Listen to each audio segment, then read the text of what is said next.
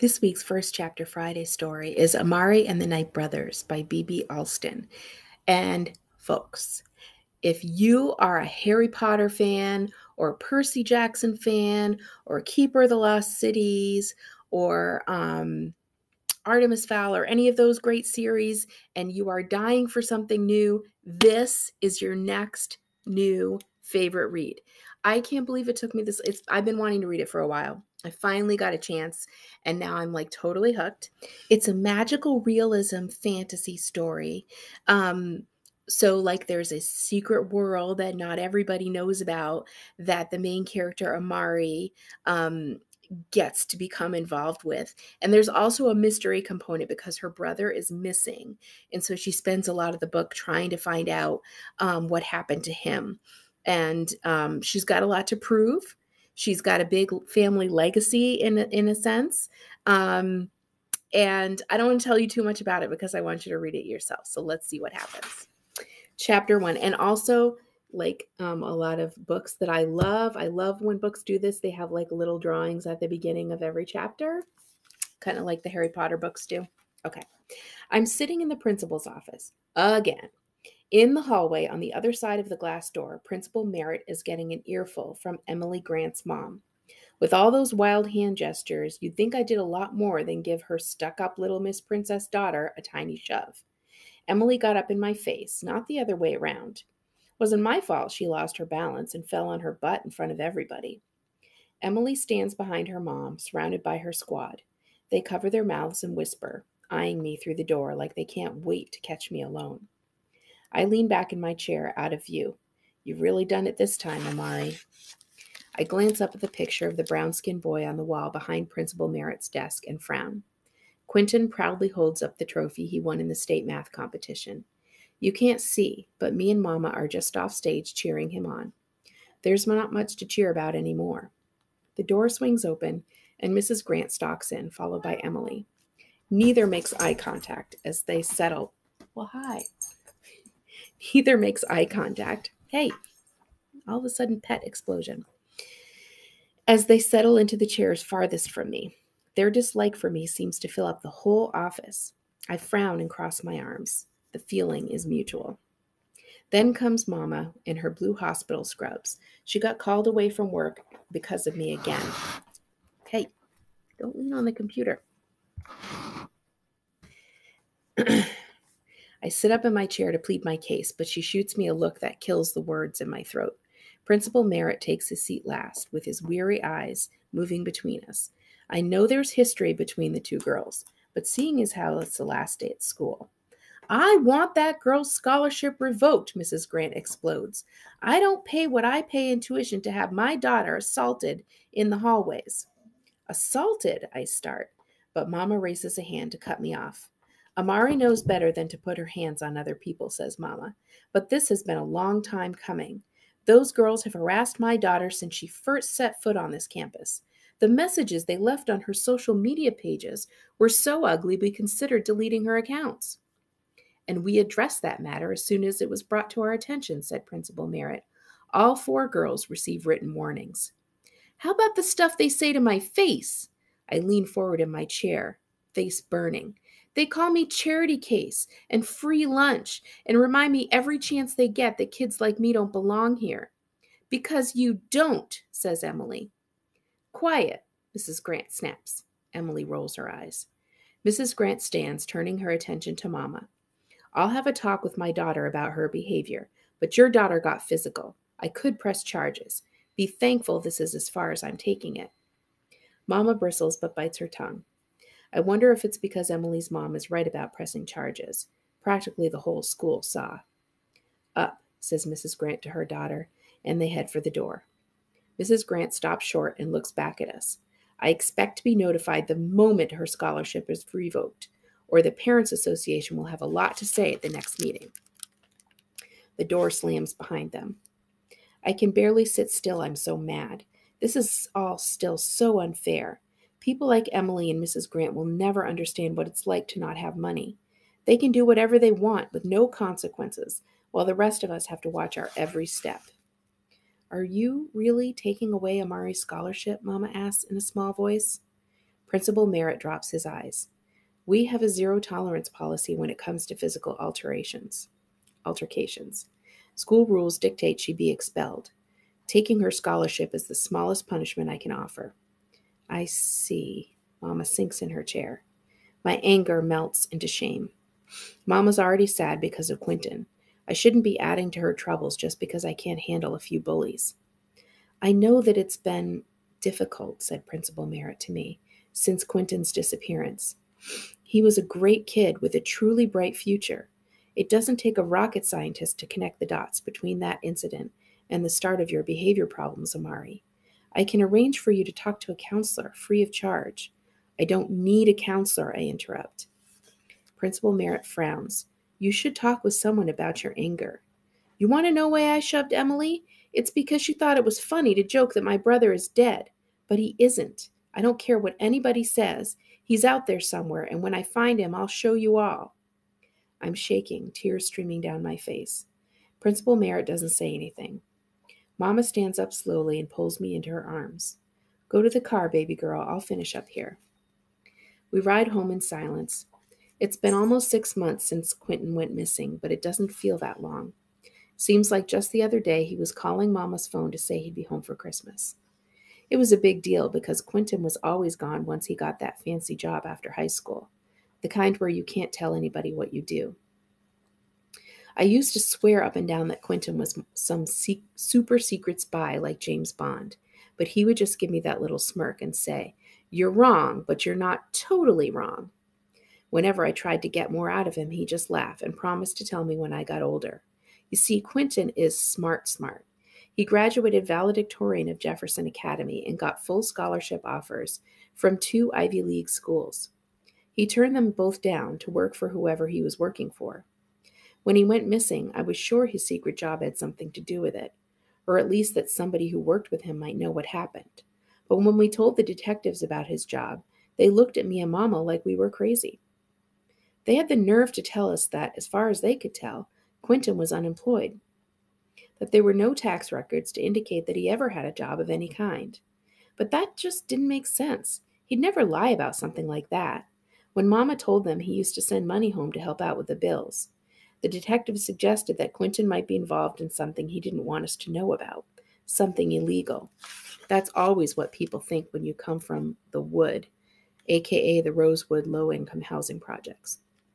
The car rattles as we pass over the railroad tracks, letting me know we're in my neighborhood now. I'm not going to lie. It feels different coming back here after being on the other side of town. It feels like the world is brighter around Jefferson Academy and all those big, colorful houses that surround it. Where I'm from feels gray in comparison. We pass liquor stores and pawn shops, and I see D-boys leaning up against the street signs, mean-mugging like they own the whole world. Jaden, a boy I knew in elementary school, stands with a bunch of older boys, a big gold chain around his neck. He recognizes the car and shoots me a grin as we pass. I try to smile back, but I don't know if it's convincing. We haven't spoken since Quentin went missing. Not since he started hanging with the guys he promised my brother he'd stay away from.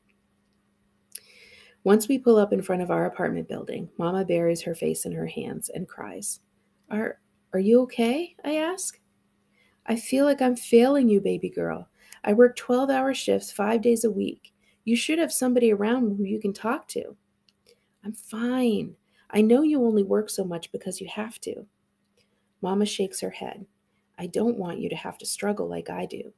That scholarship to Jefferson Academy was your ticket to a good college, to a better life. Lord knows I can't afford to send you to a place like that on my own. I don't know what we're supposed to do now. I'm sorry, but I never fit in at that place. I cross my arms and turn to look out the window. Just because my brother made it look so easy doesn't mean I can too. I'm not Quentin. I'm not asking you to be your brother, says Mama. I'm just asking you to try. That school was an opportunity for you to see that there's a big wide world outside this neighborhood, a chance to broaden your horizons. She sighs. I know it's unfair, but the truth is that when you're a poor black girl from the Wood, certain people are going to already have it in their minds what kind of person you are. You can't give them a reason to think they're right. I don't respond. She acts like this isn't something she's already told me a million times. If you're not acting up in school, says Mama, then you're sitting in front of that computer for hours. It's not healthy, Amari. I mean, I know she's right, but it's hard to concentrate on schoolwork when you can hear other kids whispering about you. And posting photos of Quentin on as many websites as I can lets me feel like I'm helping with the search. I know it's a long shot, but it gives me hope. Mama continues. When you get inside, I want you to slide that laptop under my door and leave it there. But Mama, she waves her hand, I don't want to hear it. Until you decide to take your future more seriously, that computer stays with me. We'll talk more about this tomorrow. I got to get back to the hospital. I slam the car door after I get out, and I don't look back once I stomp toward our building. What am I supposed to do now? Once I'm inside the apartment, I fall over onto the couch and bury my head in the pillows. It has been the worst day. Finally, with a groan, I pull myself up to a sitting position and grab my old beat-up laptop from my book bag. Quentin won it after placing second at some international science fair forever ago. He gave it to me after he won a better one the next year. I'm not even surprised when the screen stays black after I open it up. I open and close it a few times, but it still won't work. Since it's clearly in one of its moods, I set it down and head to the kitchen to get myself some food. Except, even after I've calmed my grumbling belly, the laptop still won't turn on. I close my eyes and bring it up to my forehead. Mama says I've got to give you up, and there's no telling when she'll give you back. Please work. This time it powers right up. Thank goodness. The free neighborhood Wi-Fi is super slow, but I'm still able to copy and paste Quentin's missing persons poster onto a dozen websites. Normally, I check his email next. I figured out his password months ago. Amari Amazing, my fake superhero name from way back.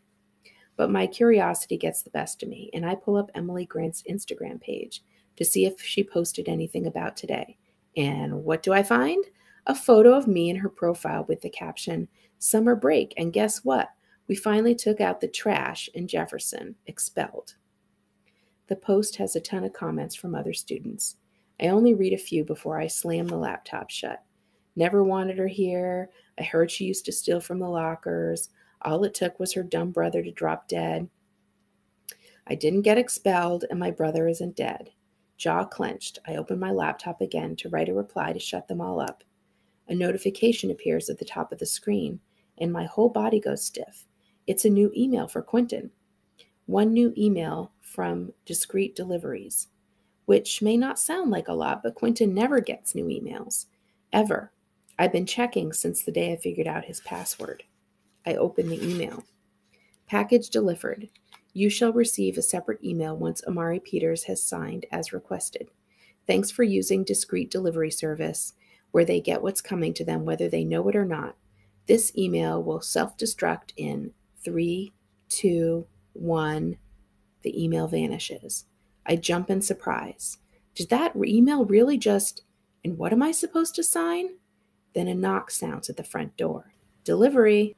I go to the front door and yank it open. A man in tattered clothes stands hunched over in the doorway. I lean over him to look down the sidewalk in both directions. Where's the delivery guy? Hello there, he says without looking up. Might I trouble you for a moment? I instantly feel guilty for overlooking him. I don't have any money, but there's a Hot Pocket in the freezer you can have. Mama hasn't gone shopping yet. That's very kind of you, but I've actually just left a very fine restaurant. Oh, I say, so you're not homeless? Homeless? Heavens no. The guy finally lifts his head. He's older with a neatly trimmed gray beard. The thing he's been hunched over is a computer tablet. Why would you think that? My eyes drop to his patchy clothes. No reason. The guy follows my eyes and his face grows bright red. I'll have you know that this is the height of fashion in... Oh, never mind. Might your name be Amari Peters? Whoa. I take a couple steps backward. How do you know my name? It's right here on the screen, he says, pointing to his tablet. I'll just need you to sign for your delivery and I'll be on my way. You're the delivery guy? I say warily. And you've got a package for me? Yep. He flips the tablet around. From Q. Peters. I gasp. You're saying you've really brought me something from my brother? The guy nods. I do if this Q. Peters fella is your brother. Says here he's sent exactly one Broaden your horizons, kid. Broaden your horizons. Wasn't that what Mama was just talking about? Is this some kind of joke? I should think not, he frowns. I only do deliveries part-time, but I take it seriously. Well, whatever you're supposed to be delivering, I'll take it. That's when I notice he's not carrying envelopes or boxes. Where is it? Only after you sign, I'm afraid. The guy offers the tablet and I grab it, messily signing the screen with the tip of my finger. I look at him expectantly. The package? The man taps the screen a couple more times. Left it in Q. Peter's old bedroom closet. I just stare. You've been inside my apartment? With Q. Peters' permission, of course. He clears his throat loudly. Now then, I'm afraid I'll be needing your memory of this whole encounter. You see, we at Discreet Deliveries take pride in our customers' anonymity. Don't worry, you'll still get your package. At some point during the day, you'll feel the sudden, unexplainable urge to clean out that closet, and there the package will be. You need my what? I take a nervous step back. Just the one memory. The guy pulls out what looks like a TV remote control. Then he squints down at the tablet again. Oh, my mistake. Seems your name is on the memory intact list. Someone's off to the bureau, I'll bet. Best 30 years of my life. Anyway, good afternoon. I blink and the man is gone. What in the world just happened? And what is in my brother's closet?